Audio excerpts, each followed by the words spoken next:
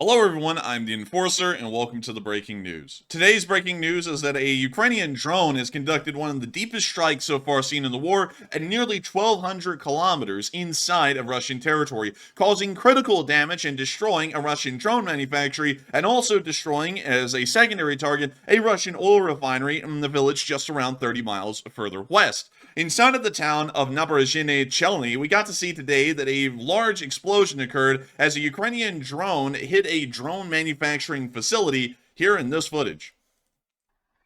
We can see the drone flying in, and it oddly appears to be very similar to a Cessna as it hits the building and explodes, destroying the drone factory that it was targeting.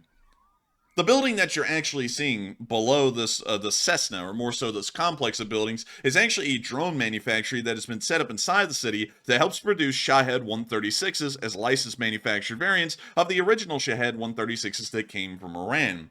The target of this drone appears to be one of the assembly line or manufactory halls, and from what we can tell, the damage was very significant. We were able to see more videos of the explosion and also continued damage. Here in this clip, we can actually see the smoke cloud rising after the explosion. Дрон-завод въебал, пизда нахуй. Ебать. Вон летел оттуда нахуй, так хуярил, бля, так. In the next clip, we can also see a couple of citizens reacting to the drone coming in nearby and also exploding close to them. Here's the clip. And there's the explosion right there. And then finally, in the last picture, we get to see the actual damage that was caused to the manufacturing hall. And it appears to have been fairly significant. This is one of the few times that we've ever seen a drone conduct an attack this far into Russia, and going off of it being 1,200 kilometers at this moment, this is actually the deepest strike that has ever been conducted by Ukraine. If we were to measure from the shortest distance that this drone could have been launched up to its actual target inside the town of Chelny, we get to see that this is a 725-mile strike at a bare minimum, meaning that this is by far the longest range drone attack that has ever occurred in the Ukraine war, and it's now showing that literally anything within Western Russia, pretty much all the way up to the Ural Mountains themselves, can be targeted of Ukrainian drones. Not only that, we found out something even more shocking about this drone today, and this is something that I almost can't stop myself from laughing at. The drone that was used is not a specialized drone. In fact, it's hardly a drone at all. The system, as many of y'all could see, it looked a lot like a Cessna 172. And I'll show you all this up close again. And you can see it right there as it's coming in. It looks very much like a Cessna 172, which is a small recreational aircraft that can be bought for around $250,000 brand new here in the United States and flown by anyone with really the most basic level of a pilot license. What is shocking about this is that it's not even a Cessna. It's something smaller than a Cessna and something less mechanically complex than a Cessna 172. It is, in fact, an A-22, which is a Ukrainian almost ultralight style aircraft that can only carry one or two people. We actually have here's the actual picture from the video, and then here's an actual picture of the aircraft that was used. This thing is almost a light sport aircraft. It may actually be a light sport aircraft. And from what we understand, the Ukrainians took this thing, filled it up with high explosives, and then somehow rigged it up to be flown by a remote link all the way from Ukraine, and flew it into Russia, and it flew for 720 miles until it made it to its target and ended up blowing up or detonating on the target. Could be considered a wild success, considering that they took what is pretty much just the normal light sport aircraft and ended up flying at 722 miles, 725 miles. That's a feat in itself. But not only that, the fact that it successfully hit its target and destroyed it was even more interesting to see than anything else. I just have to say that it's absolutely nuts to see such a long-range strike being conducted by Ukraine, and now we see that the Ukrainians are able to convert these into drones and use them practically everywhere. These have the range to be able to hit anything if modified this way within Western Russia. And so we are going to be looking forward with some very great interest to see what happens now in the future. Will these A-22s become the norm for deep strikes inside of Russia, or will they not?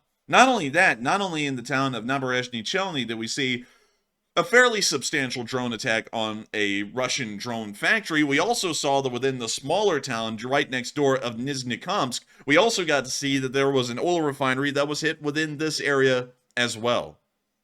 We can see the damage here. We can see the hit to the side of the oil refinery tower and a fire that was continuing to burn a little bit later on in the day. We can also see a map here that shows the deployment of all Russian military forces that are currently involved in the war in Ukraine, or really just a part of the Russian armed forces as a whole. But most importantly, we also got to see in this other little clip right here that the oil refinery was hit by a drone. We can actually see the drone coming in, and it looks very similar to the A-22 that just hit the drone factory at Neberezhny Chelny.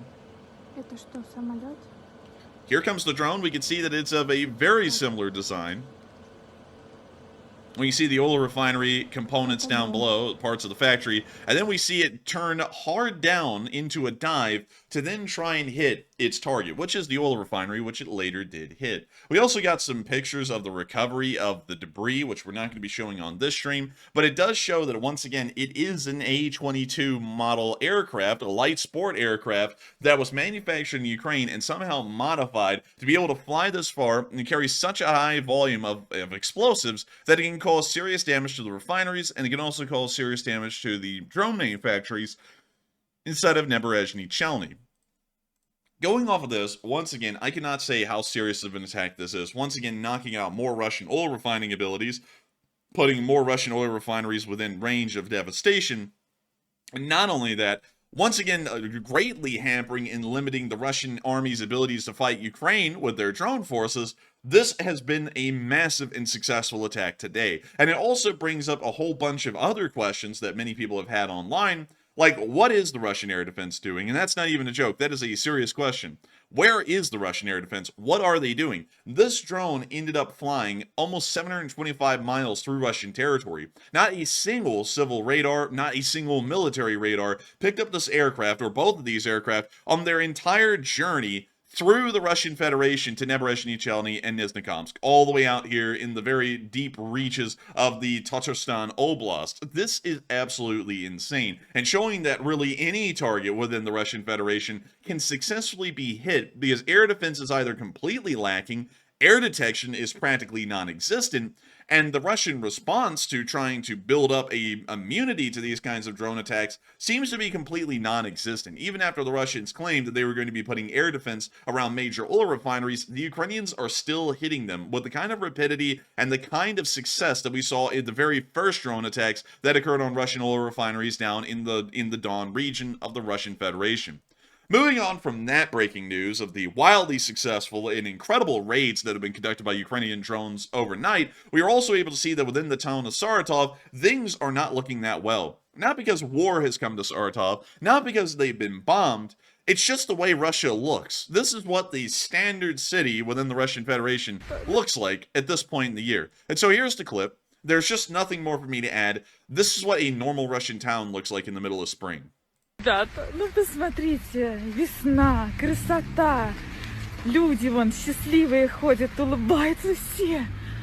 Вон птички поют где-то. Ребята, ну... I'm not going to lie, if this was the place I lived, I think this would not be good for me, because I just don't personally like the look of decay around everywhere.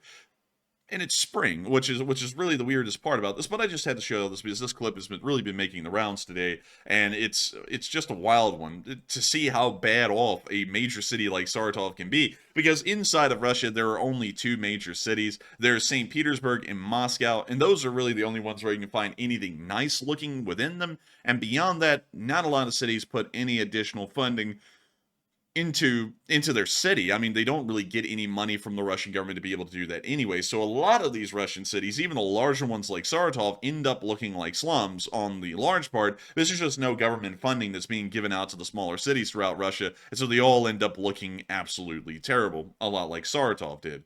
But moving on from that, we have also heard the Belarusians, moving on out of Russia and into Belarus for a quick moment, we also heard that the Belarusians have made the claim today that they are going to be preparing for war and getting ready to fight the West. This will not go well, and we once again got a picture of Lukashenko and his weird dog, and according to the direct quote, Lukashenko said, "We are preparing for war. I'm speaking frankly about it." And then he quoted, "You want peace, prepare for war." I didn't say it, but it's very rightly said.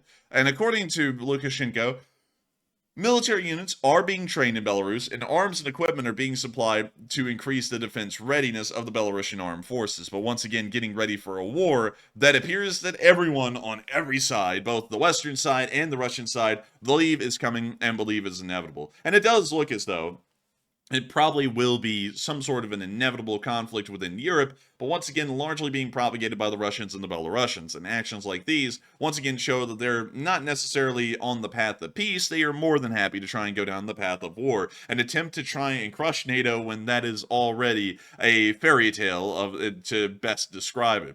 But moving on out of the Belarusian news, because there's not much more to go into on Lukashenko's insane ramblings, it's time for us to move into the city of Belgrade, as we saw massive fire still breaking out from Free Russian Army shelling, and once again showing that the Belgrade Oblast is still a battlefield in between the Russian armed forces and the Free Russian Army, which still holds its positions within Shebekino and the Grivoron front. You see the fire continuing to burn right there, and we see what appears to be some people trying to put it out, or at least save some stuff from the flames. I can't really tell which way it's going there. But nevertheless, still showing us that the Free Russian Army is shelling the Belgrade city area, which they have been doing for quite some time at this point, and it appears that they're not going to be leaving the front of Belgrade or the Belgrade front anytime soon. However, we have not gotten any news from Tetkino. We're not even sure if Free Russian Army forces are still holding Tetkino inside the Kursk Oblast at the moment, because we get absolutely no video or picture evidence confirming that there are any Free Russian Army forces within the town anymore. We also have not seen the Russian armed forces clearly retake the town either, so Tetkino is a bit of a limbo. But beyond that, moving on out of the Belgrade area in the Free Russian Army's actions within the border regions of the Russian Federation, we also got to see today that within Avdiivka near Tonenke, a wild video was filmed by a Russian soldier. This video actually shows a rare use of a JDAM AASM Hammer air bomb, which has been provided to the Ukrainians for use with the Ukrainian Air Force for the large part, and it appears that a Ukrainian aircraft was able to successfully launch one of these, and the Russians were friendly enough to film this aftermath and show us what a JDAM looks like when it actually comes flying down onto your position. And so, here's the video. There's not much more for me to explain.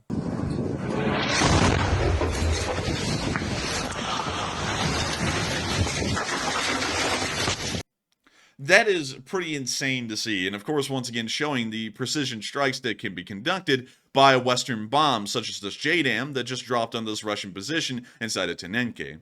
We don't know what kind of damage was actually caused to the Russian units that were inside of Tonenke during that time. It appears that the cameraman was possibly unscathed, but the bomb did land incredibly close. It may have hit another Russian unit, maybe a Russian armored vehicle, or their transportation that moved them into the village of Tonenke to even hold these positions. Regardless, still showing the absolute firepower and damage that can be caused by some kind of a Western bomb or some kind of a Western military technology, which Ukraine is still desperately in need of and hopefully will be supplied with even more of it in the near future.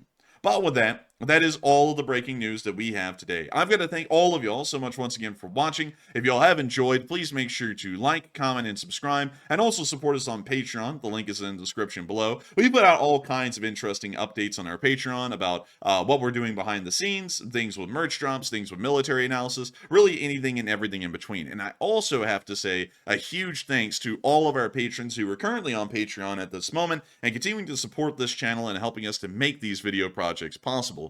But with that, thank you all so much once again for watching, and I will see you all in the next one.